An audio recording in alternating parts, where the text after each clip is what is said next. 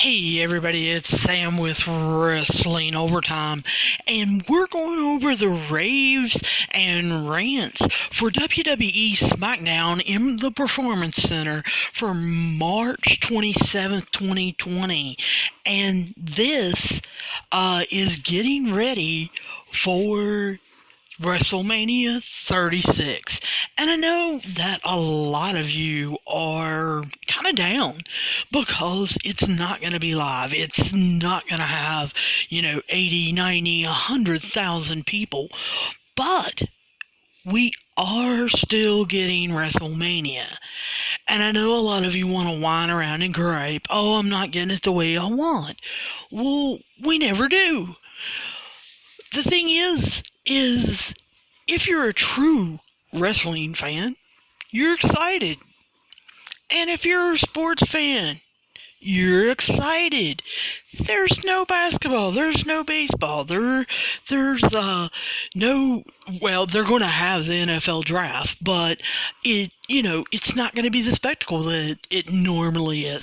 They are not going to be having the French Open in Wimbledon, and they're not even having the Olympics. But we are getting WrestleMania, and we need to be getting excited about that. Now, have I been raving and ranting about WWE for the last couple months? Well, sure I have. And am I going to stop with this show? No. But I am getting excited for WrestleMania and can't wait for all of us to talk about it. Of course, they have to open the show with Sasha Banks, and then Bayley comes out. They talk about how Bayley has had the title for 308 days. Man, I didn't realize that she had held the title for almost a year. It doesn't seem like it's been that long, and I don't know why. A little shocked. Looks like Bayley got her hair cut before a lot of the lockdowns went in place, or she got someone to cut it for her. But either way, she definitely looks better, looks younger, looks more raring and ready to go. Love how Bayley comes out and immediately starts blaming Paige for her nightmare of a match that she's got. And, I can't say I blame her. I mean, originally when Paige announced it, she had Dana Brooke in there. And so, maybe she could have thrown everybody out or gotten everybody distracted and hurried up and pinned Dana Brooke.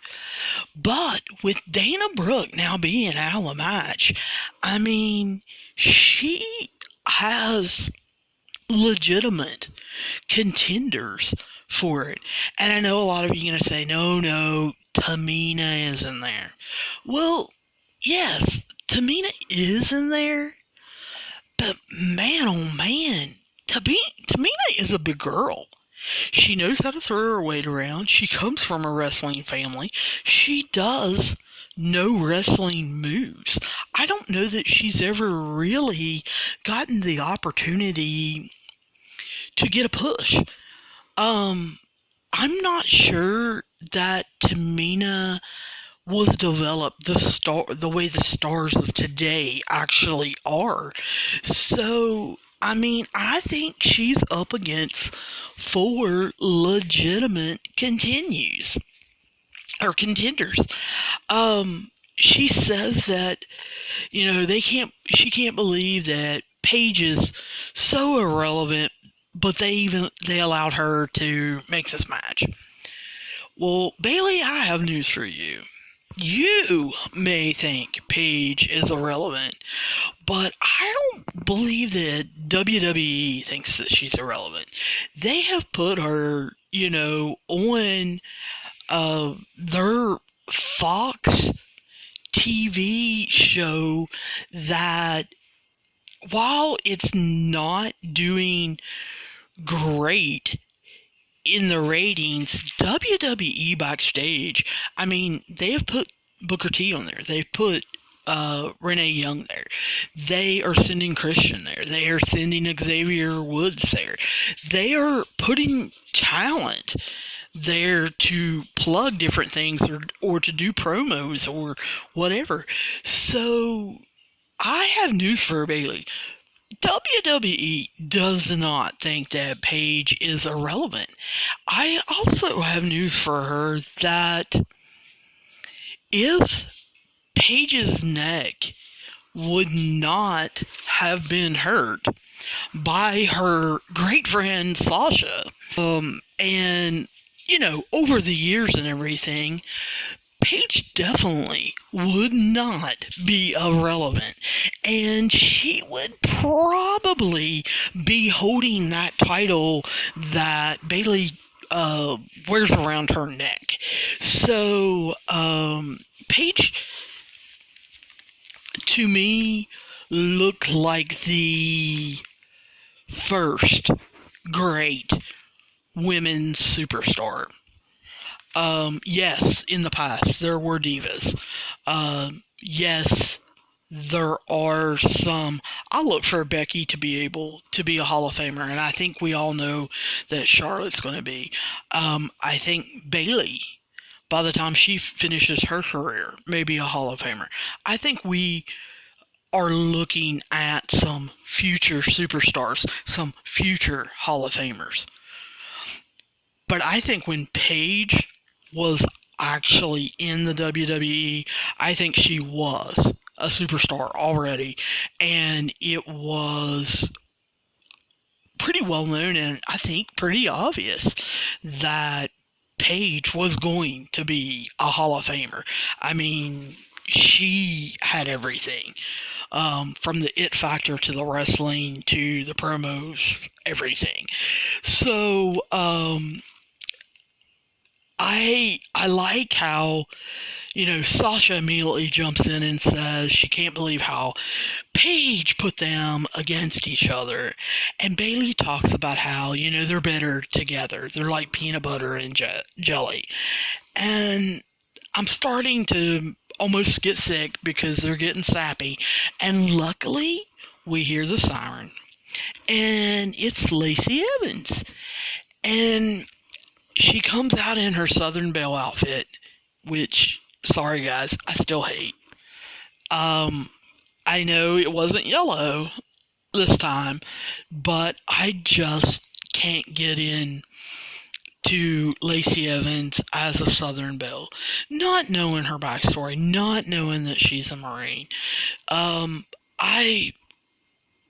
I really wish they would not have chose this gimmick for her. I wish they would have, made her some kind of tough Marine, and they could have made her a babyface. That's what she is now, and made her a do-gooder and a hero and everything. But this Southern Belle act and everything, she makes the best of it.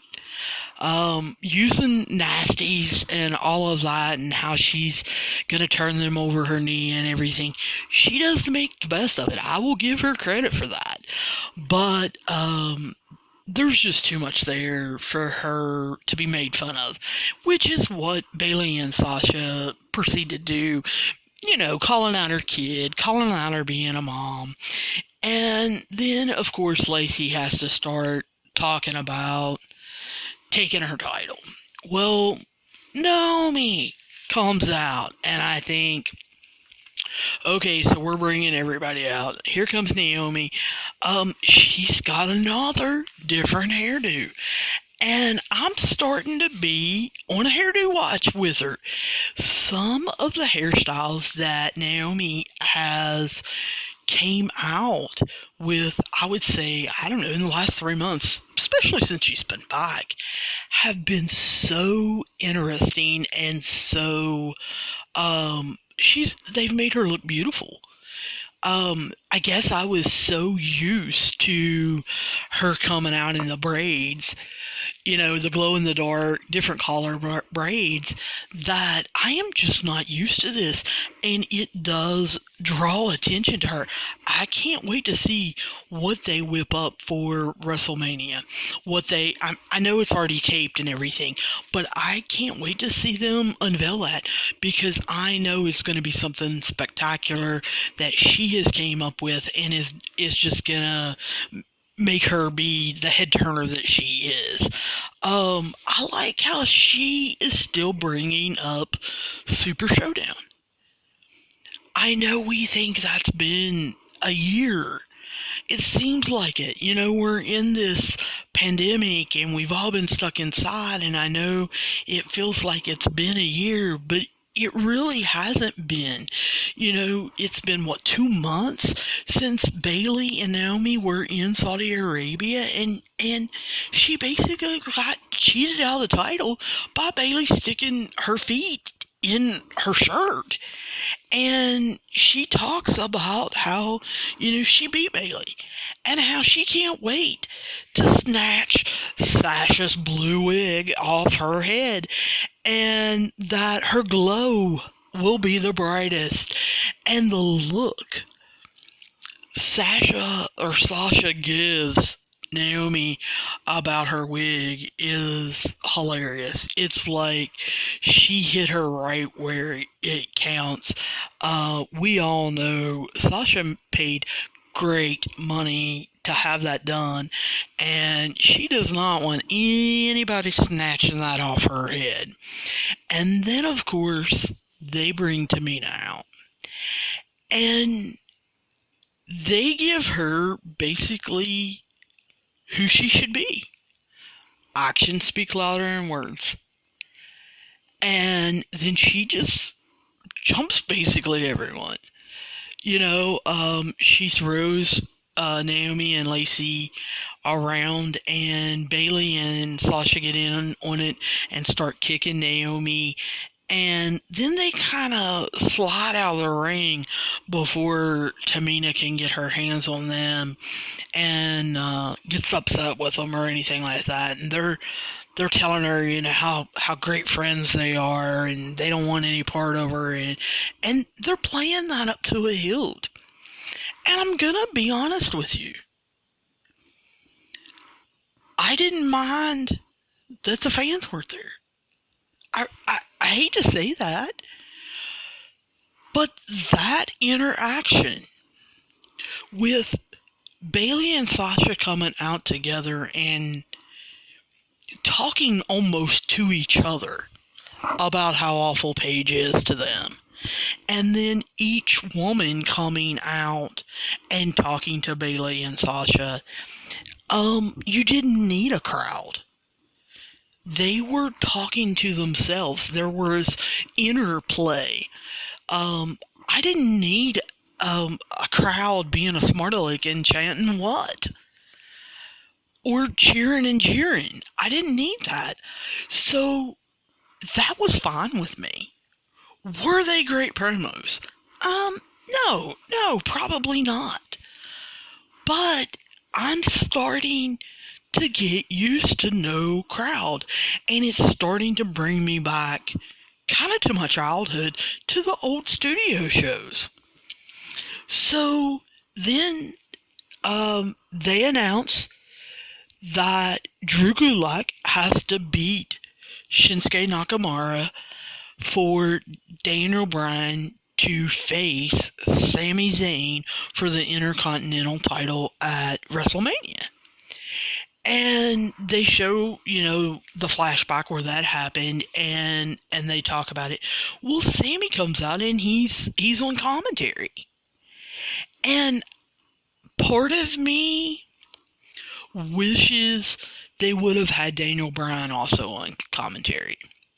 I hate that we only have Michael Cole. I know that he is one of the better ones that we have. I know that. But Michael Cole, it's almost like he toes the company line too much. He doesn't get into describing the moves. He doesn't get into what the moves could do.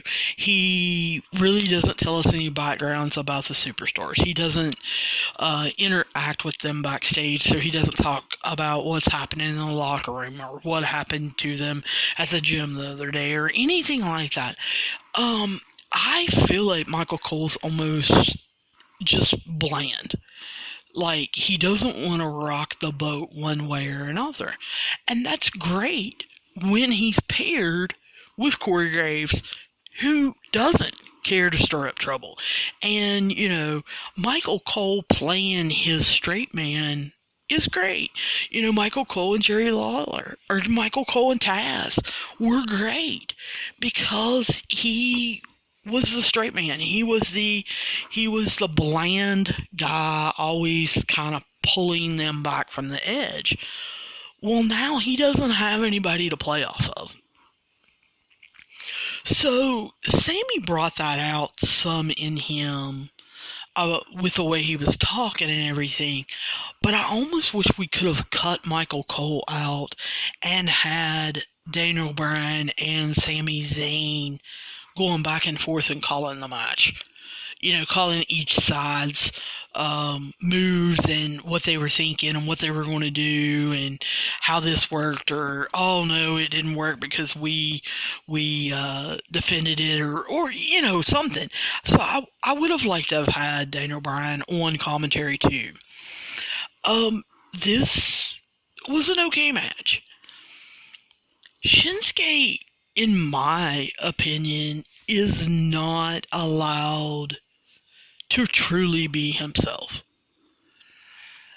The Shinsuke that I saw in New Japan and that I have seen on YouTube is not who is in WWE. And so I think that has been a big letdown. I wish they would let him be himself, kind of like they are Asuka, and hopefully I'll get to talk about that in just a minute. But it's just been a letdown. And Drew Gulak, I almost think, is a poor man's version of Daniel Bryan. He is starting to look like him. He's starting to act like him. I don't know. I almost think that WWE is preparing for Daniel Bryan to leave and wants Drew Gulak to morph into him. But this was an okay match. It wasn't anything exciting or anything. And Shinsuke goes to hit his running knee, the Shinkasa, and of course Daniel Bryan pulls Drew down so that he doesn't get hit with his knee, and he rolls Shinsuke up for the victory. So this leads us to Daniel Bryan versus Sammy, and I wish we could have had a little bit of commentary on that, but they didn't want to do that, so that's cool. Then we immediately flash back to last week, when Dolph Ziggler was on commentary, and how he interrupted Heavy Machinery's match and basically told Otis that he needed to show him the pics of him and Mandy on their dates and getting along and everything, while Heavy Machinery was taking on Miz and Morrison. And of course, Miz and Morrison kind of took advantage of it. They ended up getting disqualified, Heavy Machinery did, because Otis, lost his mind and he went off on Miz and Morrison and continued hitting them even after they were disqualified. So they show Dolph backstage FaceTiming Mandy, talking about how Otis is creeping around and he's acting like a little lost puppy. And then, of course, somewhere along the lines, unless he was looking for Dolph, we see Otis completely all upset again, and the refs are trying to stop him. And I can't tell whether Tucker is actually trying to stop Otis or the referees are trying to stop Tucker. Surely as big and heavy as heavy machinery are, surely they can go through those little refs. They can just pick them up and throw them out of the way if they want to get to Dolph. But, they don't. The refs kind of stop him. And Dolph basically tells Otis how pathetic he is. And then asks if he wants to fight. And Otis kind of gives him a nod, and he challenges him to fight with at WrestleMania with Mandy in his corner. And of course, I'm watching this, and I'm thinking, no WWE, no. This match is an emotional match. This match is, Otis being hurt, but also being angry, and Dolph going back to his cocky self, and Mandy not knowing what to do or what happened. She doesn't know who sent her that text and what's going on. And this is the match that needs to be in front of a crowd. Even if it's a crowd of wrestlers. Well, they can't do that due to the regulations that are going on right now. So, because of that, this match definitely should have been put off. Where's Bobby Roode? Where did that go? Heavy machinery is not big enough to be on WrestleMania. Dolph, and then with Bobby Roode being suspended, not really having the storylines to be at WrestleMania. It's okay for everyone not to be on WrestleMania. They're just not on the card this year. And we tell them, when this is all over, when this pandemic is said and done, then the very first pay-per-view back, that's when the emotions explode. And can you imagine the crowd that would get behind this? So I really think WWE, they have totally messed this one up. Then we cut to Elias, who is above the ring and the stage, and of course is strumming his guitar, and says that he wrote a song about Baron Corbin called The Kingdom of Fools, and basically just verifies that he is in WrestleMania and is taking on Baron Corbin. Again, we don't need this match. There's no build up to this match. I don't understand why they're fighting. Baron interrupted him. Oh, who cares? So does everyone else. Elias doesn't like it. Oh well, get over it. You're not that big of a talent. I don't know why this is bothering to be on WrestleMania. This is going to be a kickoff show battle. This is going to be, on before WrestleMania, and it's worthless. It's absolutely worthless.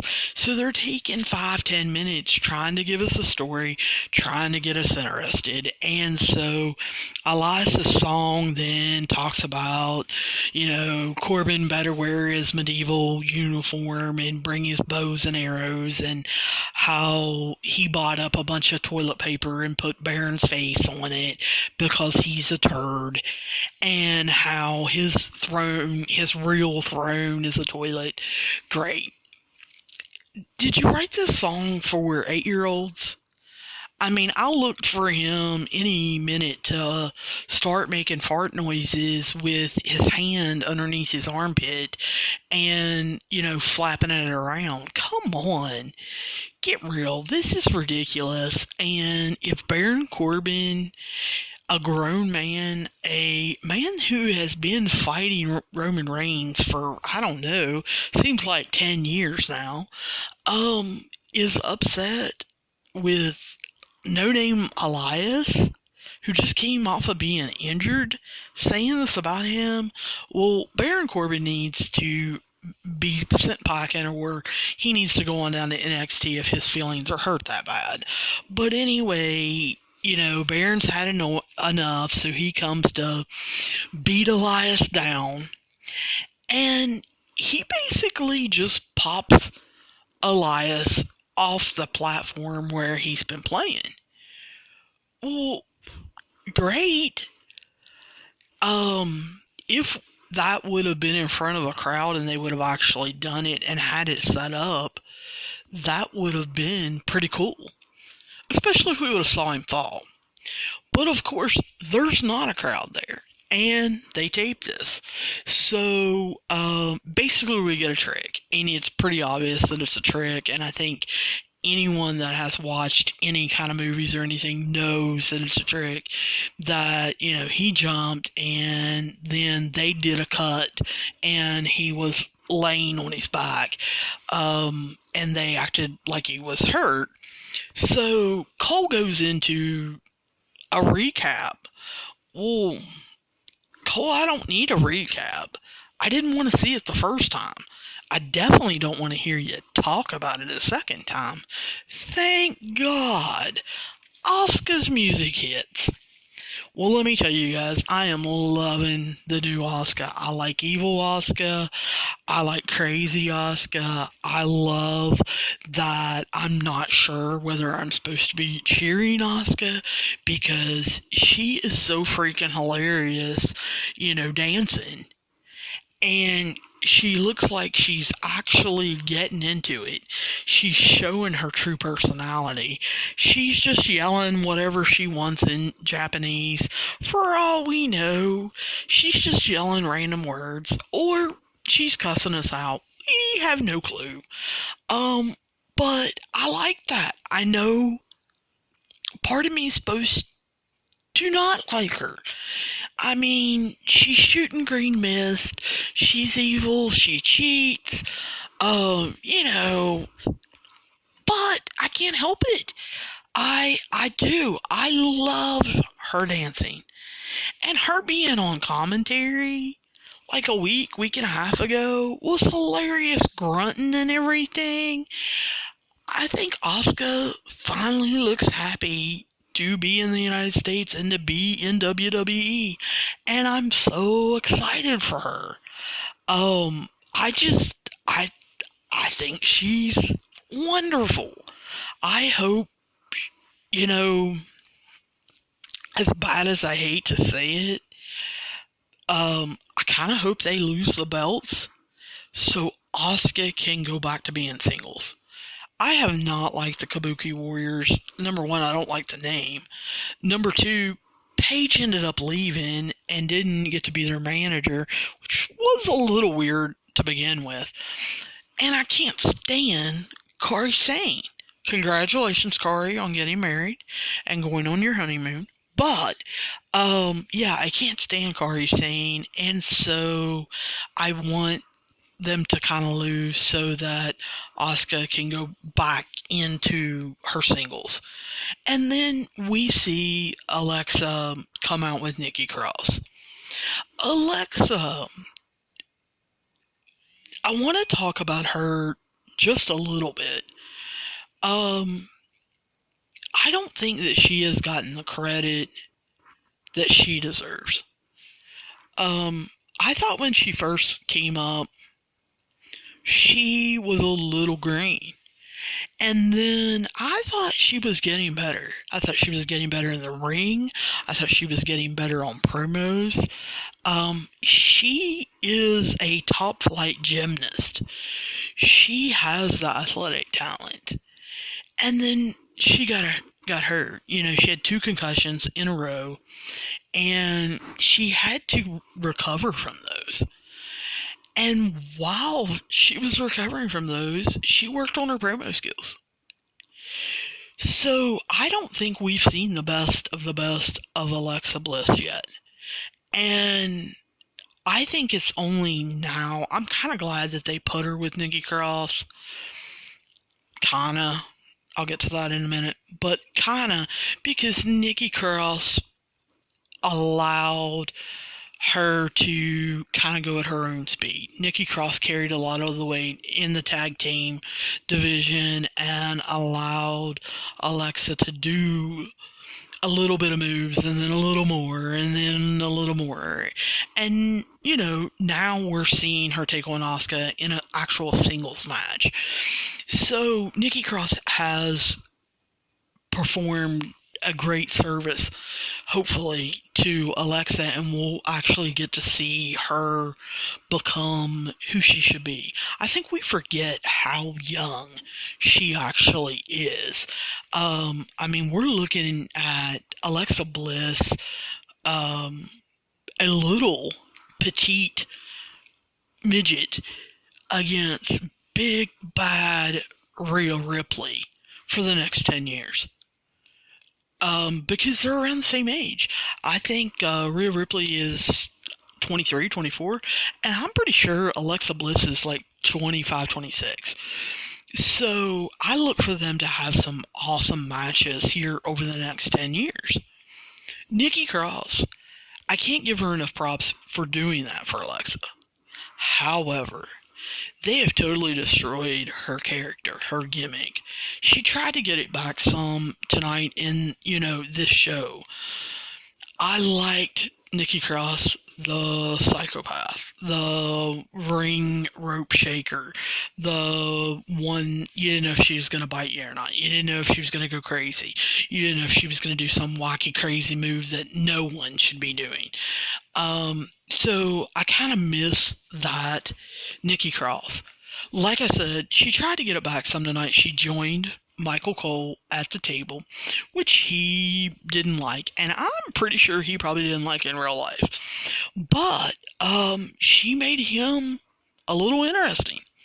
He was being the old-time dad, basically getting on to her while she was getting excited and talking about how she believes they need to get a chance at the Kabuki Warriors. They need to get their tag team titles back. And she's clapping like there's fans there and she needs to get them going. And she's calling Alexa Lexi. And she just going crazy.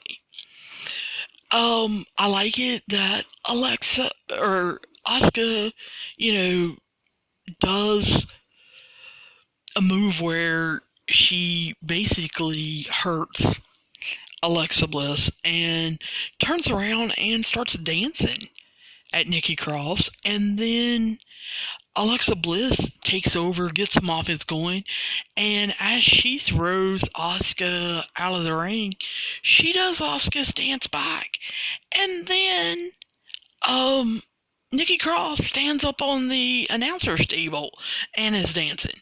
And Michael Cole, you can tell, he has just lost control and doesn't know what to do with all this. So Alexa tries to do almost a baseball slide through the ring ropes, out of the ring, and Asuka moves out of the way and ends up throwing her into the steps. They continue to fight and get back up on the apron, and Alexa hits this move where she is holding on to Asuka's arm and basically drops Asuka's elbow onto the ring apron, and then proceeds to hit her with blows. And I can't help but think back about the episode that I just did on AEW about Cody being on commentary and talking about targeting a body part and using that to win. Well, that's the difference in AEW and WWE. Alexa does this awesome move, obviously hurting Asuka's elbow. And what does she do? She gets in and rains down blows on her body instead of trying to concentrate on her arm or her elbow or doing something like that and telling a story. But anyway, Alexa starts doing for lack of a better word, some gymnastic moves as far as some flips or something like that. It looked like she was trying to do a standing like moonsault on Asuka, which allowed Asuka to roll out of the way, and then she ended up rolling out of the ring. And when she got back in, Asuka almost got Alexa in a submission move, but Alexa turned it around on her and hit the DDT for the win. And her DDT didn't look bad. Now, is that due to Asuka? I don't know. Part of me wants to say no, Alexa's been practicing and is gotten better at her ring work. I don't know. We're just kind of gonna go with it from there, because then we see the Usos cut, I don't know, a very, very, very basic promo about taking on the New Day for the chance to take on Miz and Morrison for the tag team championships at WrestleMania, and it had their tagline, doing the ooh so, and then calling out penitentiary, but it was really basic. It was pretty much a time suck, a time waster, and then to suck up even more time, WWE made the choice to show the WrestleMania 32 in 2016 World Championship title match from WrestleMania. And it was Triple H versus Roman Reigns. And I was thinking, Michael Cole was talking about it, and I was thinking, do I remember this? Yeah, because it's the one where Triple H actually walks himself to the ring. He is literally wearing his ring gear. No big, leather jacket. He's not dressed up as a king. He's not doing anything. He's got his bottle of water and his trunks on, and he's raring to go. However, he is escorted to the ring with black leather Stephanie with her black leather boots on and her black leather jacket, and these skeleton heads that are wearing belts, and I'm like, oh yeah, I vaguely remember this. And as Triple H climbs into the ring, I'm thinking, gee, you, Hunter, are a lot more tanner than what I remember you. You are super, super tan. He's a lot skinnier and definitely more muscular. It is obvious that in 2016, he knew he was going to be in WrestleMania. He, of course, had the championship and had been defending it. So he was in wrestling shape. He actually had not just been lifting weights for exercise. He had actually been in the ring, and you could tell. But you can't tell anything about Roman Reigns. Roman Reigns' outfit, he could have the biggest beer gut in the whole wide world, and how would you know?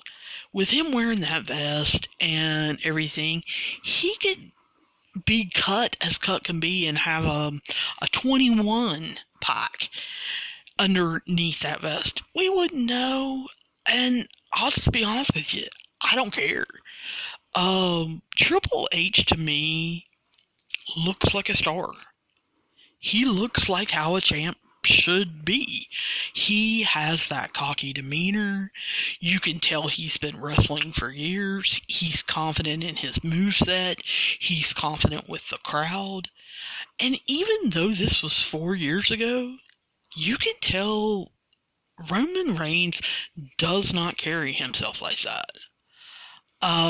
And of course, this is where Roman beats Triple H. When Triple H, Stephanie throws him the sledgehammer, and he doesn't get a chance to use it because Roman, of course, hits him with his Superman punch and his spear, his two main moves. And I can't believe that they showed this match. Because even though they show the crowd cheering, especially they show a bunch of little kids cheering Roman Reigns on, you can hear the boos. I mean, even though I'm sure they tried to tone them down, no, you can still hear the boos. And then right after this, Michael Cole interviews Triple H. And he says he wants to talk to Hunter because he's taken on both Roman Reigns and Goldberg. And Triple H immediately goes someplace where I didn't think he would go. He talks about their intensity. And he talks about how both of them really bring intensity to the ring. And of course, where they had taped this, they could show us what he meant. And he talks about how Goldberg's is all at once. He comes out full intensity and, does his moves and gets it done. He talks about where Roman Reigns' intensity just builds. He does come out intense, but by the time he gets through with his match, he's really focused and intense. So Michael Cole says, well, who are you picking in this match? And of course, Triple H says both. He says if it's a short match, it's going to be Goldberg because his intensity level is so high. And if it's a longer match, then it'll be Roman Reigns because his will get to build. Well, gee, thanks, Triple H. Love that. Especially love that when you tape this, you knew Roman Reigns wasn't going to be in the match. But you didn't want to start selling the new match. But I think that's what everybody on Earth thinks.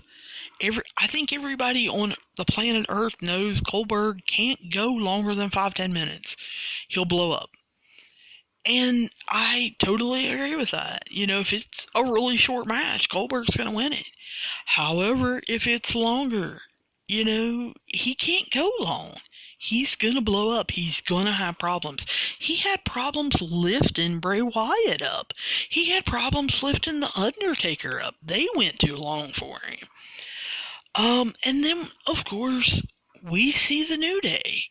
And they cut the same kind of basic style program or promo that we saw from the Usos. They both just act like they like each other. The Usos act like they respect the New Day. The New Day respects the Usos. Well, this creates a huge problem because the crowd doesn't know who to root for. You're both kind of baby faces. You've both been heels at one point in your career. And there are different reasons why people don't like you, but most of the time you guys are baby faces. And so it's really hard for either one of these promos to be anything. So then we go to commercial and we get a flashback coming back of John Cena a couple weeks ago in Boston talking about how, he was going to skip WrestleMania, and then how The Fiend comes out and challenges him, and he does.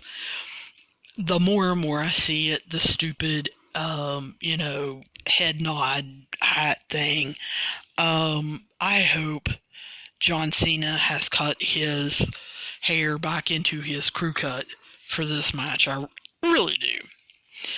Well, then we go backstage and we see Dolph Ziggler and Sonya Deville.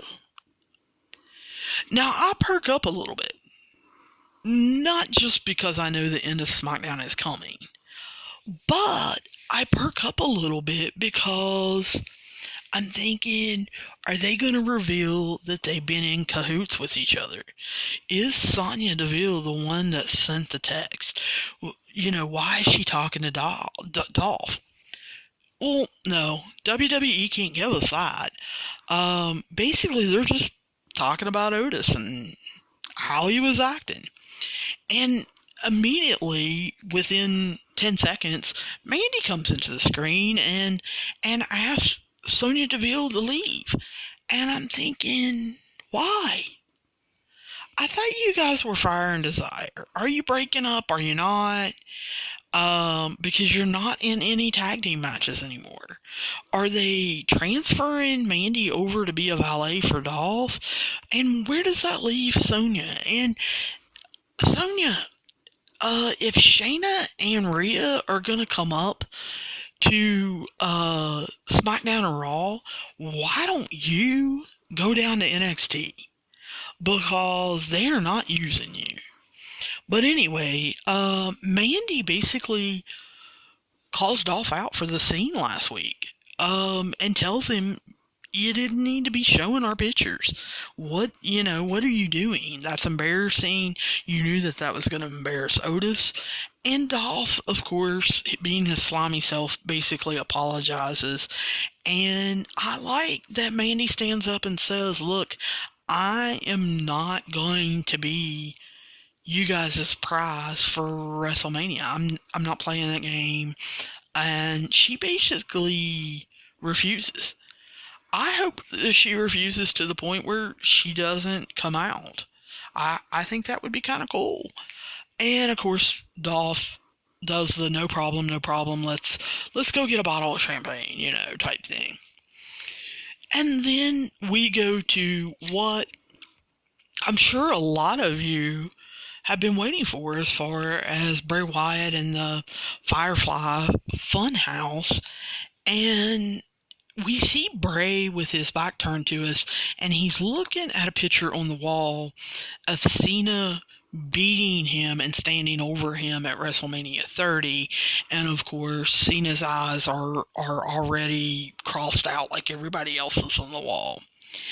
And Bray turns around and acts like, oh, I didn't know you guys were there.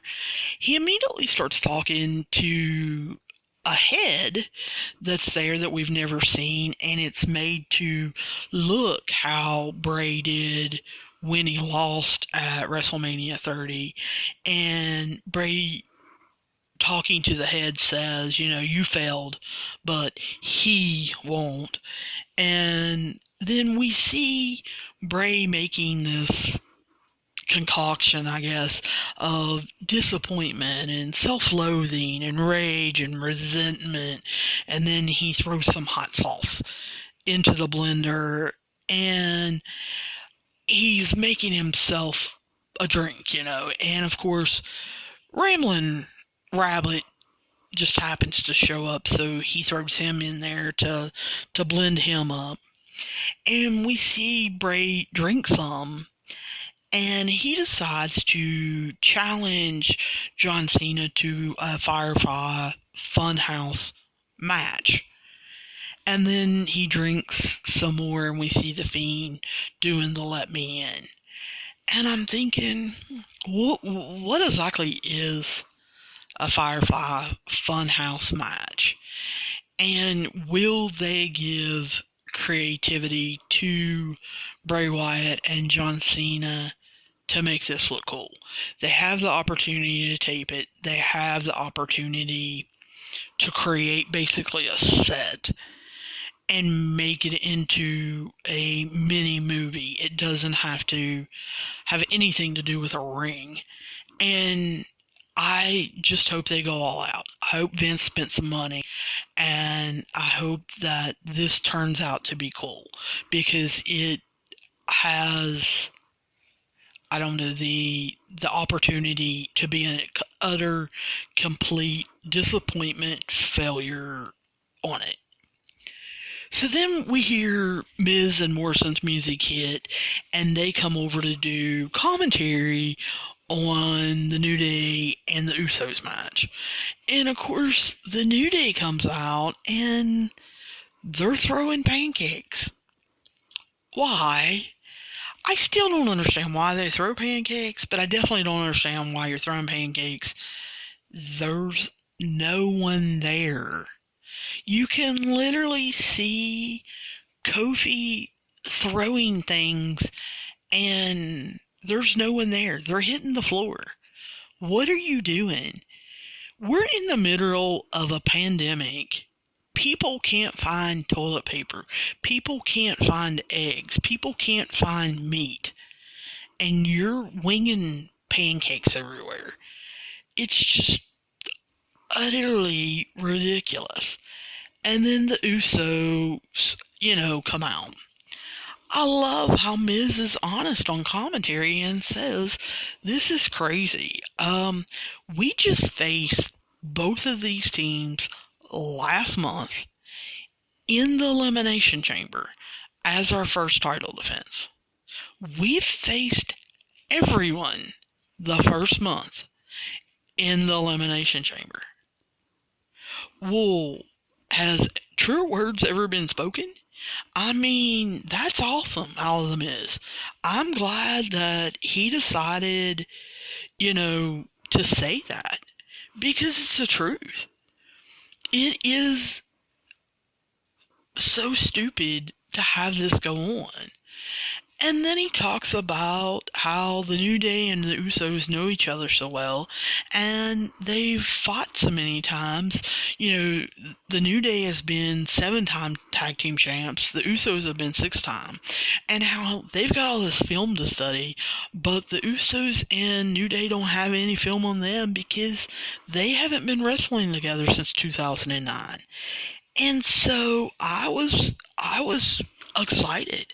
I was excited that he was real too. When the Usos come out and they gather together and they're kind of talking, and Miz stands up and yells at them that they're resting too much. That one of them needs to get in there and actually do something. I did like it when Miz and Morrison jumped up on the announcer's table and started doing their own little cheer, making fun of the New Day, and Kofi pulled Morrison's leg out from underneath him. So Miz walks over, or jumps down, I guess, and confronts Kofi, and one of the Usos decides to fly out over the top rope to take both Miz and Kofi out, and then Big E takes out the other Uso with a spear. So Miz and Morrison decide to attack Big E, and of course when they do that, then the referee has to, ring the bell for a disqualification, which is correct, but we kind of get just a letdown because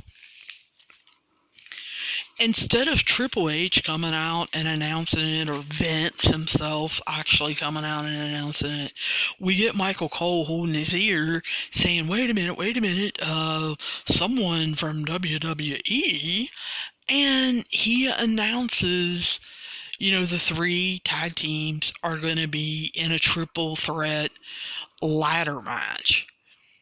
And I was like, oh, that's kind of cool. We've not seen these 3 teams do that together. Wonder how creative they could be. Kofi is extremely athletic. Both Usos are pretty athletic and have the weight on them to take on Big E. Morrison has proven he's athletic, and The Miz is just The Miz. I mean, this could be an awesome match. And then, like I said, it was just such a big letdown because I immediately thought, this isn't going to happen.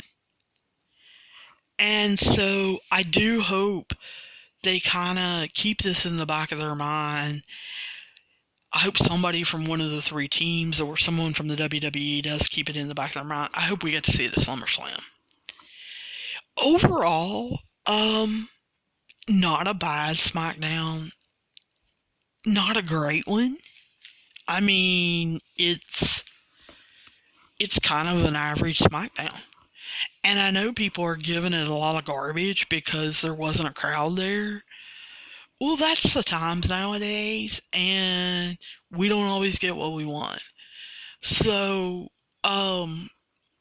when you compare it to other SmackDowns that even have a crowd, some promos were better than what they usually are with a crowd.